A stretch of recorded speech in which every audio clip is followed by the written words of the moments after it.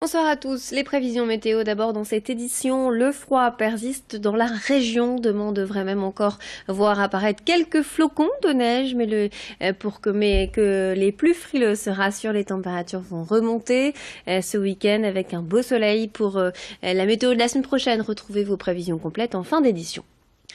Le froid persiste donc dans la région. Ces températures rendent les conditions des personnes qui travaillent dehors très difficiles. Certains doivent braver ce froid toute la journée pour mener à bien leur travail.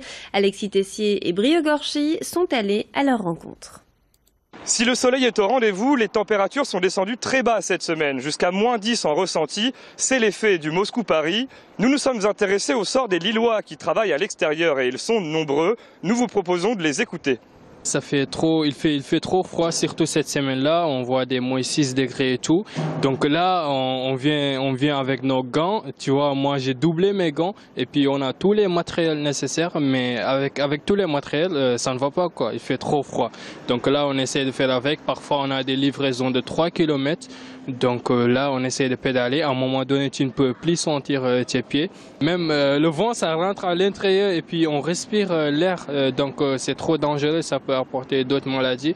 Donc là, on essaie de faire avec quoi. On se couvre, on porte plusieurs couches de vêtements. Voilà, on fait comme on peut. Alors j'ai 2 pantalons, deux t-shirts à longue manche, un pull, une veste polaire, une veste normale et mon manteau de pluie là. Bon, tout qui est mortier, béton, on ne peut pas utiliser parce qu'il fait froid. Il gèle à -9, comme ce matin il a fait -9. On ne peut pas l'utiliser. C'est parce que le matériau il gonfle par rapport à la température et ça peut dégonfler et on peut avoir des dégâts.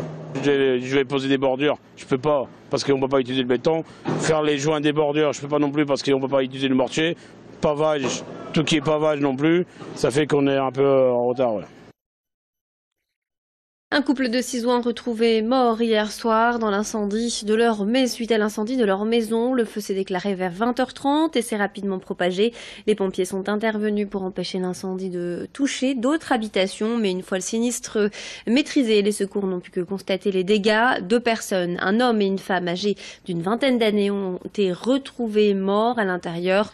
Une enquête a été ouverte pour déterminer l'origine de l'incendie. Chaque année en France, 4000 personnes sont intoxiquées par le monoxyde de carbone et une centaine en meurent. La région des Hauts-de-France est d'ailleurs la plus concernée. 500 personnes ont été intoxiquées l'année dernière. Le monoxyde de carbone est un gaz imperceptible et asphyxiant produit par nos appareils de cuisson et de chauffage qui ne fonctionnent pas bien. La chute des températures est donc un risque d'intoxication étant donné que beaucoup d'entre vous utilisent des chauffages complémentaires. Il faut donc être très vigilant et prendre toutes les précautions nécessaires. L'Association pour la prévention de la pollution atmosphérique informe et sensibilise sur ces dangers. Je vous propose d'écouter tout de suite Aurore Warnet, la responsable communication de l'association au micro de Joël Warneau. Les bons gestes pour éviter l'intoxication au monoxyde de carbone, donc de manière générale, c'est surtout de faire entretenir et ramoner en fait les conduits donc entretenir l'appareil de chauffage et ramoner les conduits de fumée, de surtout pas boucher les grilles d'aération, encore plus en cette période de grand froid, parce qu'un chauffage pour fonctionner, il a besoin d'un apport d'air en fait. Donc si on bouche les grilles d'aération, il va moins bien fonctionner, la combustion va moins bien se faire et on va avoir un dégagement de monoxyde de carbone. Après, autre petit conseil également, encore plus justement en cette période, c'est de faire attention aussi à tout ce qui est chauffage d'appoint.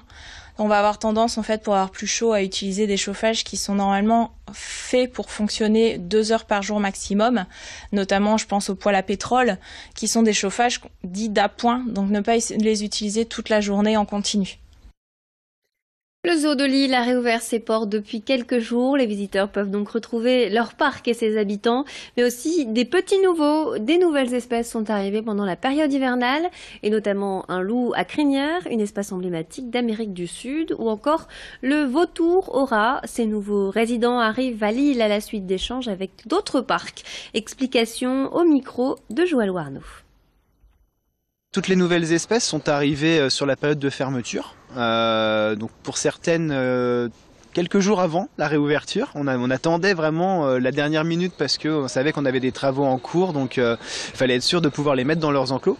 Pour d'autres, elles sont arrivées un peu plus tôt. Alors quand c'est comme ça, on leur aménage un enclos de délestage, en fait, ce qu'on appelle un lieu où on va les héberger provisoirement en attendant de les présenter ou de pouvoir les sortir s'il fait trop froid dehors également. Vérifier que sanitairement tout se passe bien, et puis aussi tout simplement des fois s'assurer aussi que le stress du transport n'a pas provoqué un déclenchement d'une maladie qu'on n'aurait pas forcément décelé avant leur départ, vérifier qu'ils s'alimentent bien, et ensuite quand on les introduit avec leurs congénères, vérifier que tout se passe toujours bien, petit à petit, on y va par étapes à chaque fois.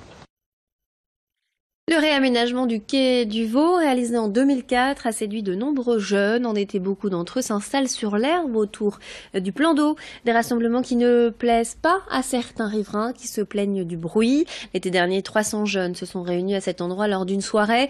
Les riverains ont donc interpellé la mairie qui les a entendus. L'herbe va être remplacée par des plantes pour empêcher les fêtards d'y accéder. La plantation des arbustes a démarré mais a dû être stoppée à cause du gel.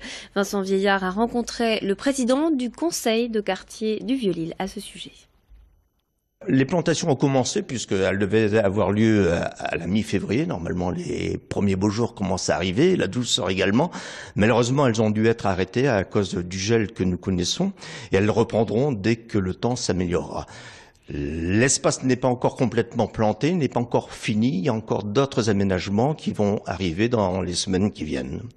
Alors je continue à travailler sur cette réflexion avec l'association de riverains qui s'est constituée, et à telle enseigne que je vais encore les rencontrer la semaine prochaine pour qu'on continue à mener cette réflexion à son terme.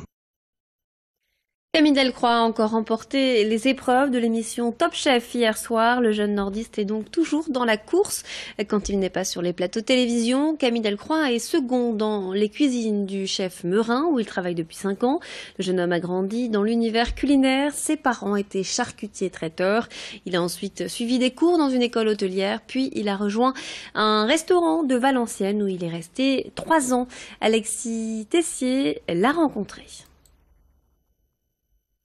Moi j'avais fait le casting étant jeune en 2012, l'année de Florent Ladaigne. J'avais fait le casting final, j'avais été sur Paris faire les essais et faire les épreuves à blanc entre guillemets. J'avais pas été retenu et cette année j'étais pas du tout parti dans l'optique d'y participer. Et la directrice de mon casting m'a appelé et m'a demandé si ça m'intéressait de venir faire le casting à Paris. Et voilà, comme ça de fil en aiguille, me voilà toujours dans l'aventure. Ça a été très très compliqué au début parce que c'est pas comme si on travaillait au quotidien dans les cuisines du restaurant, c'est vraiment différent, c'est vraiment tous les jours on est mis au pied du mur et tous les jours on se remet en question, c'est vraiment une remise à zéro. Et c'est vrai que c'était très très compliqué au début, mais après j'ai pris du plaisir et c'est vrai, et je pense que c'est ça, et je pense que ça se ressent parce que je m'amuse.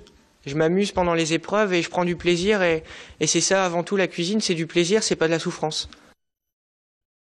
Voilà, c'est la fin de notre édition. Tout de suite, votre météo.